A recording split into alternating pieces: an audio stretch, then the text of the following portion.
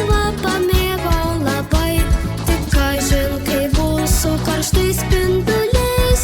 Ledo balionas toks storas putlus, į saulę kilo, bet buvo budrus, nes šviesią spalvą pamėgo labai, tik kažin kaip bus su karštais spinduliais.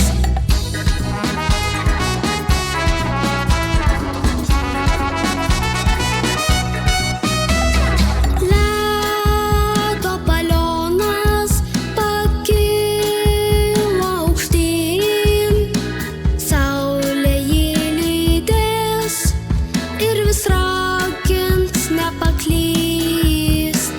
Tik nesuprato jis, kodėl taip sunku būti šalia prie kaitrių spindulių. Ledo balionas pravirko gailiai, kokie karšti tavo spinduliai, nors ir pro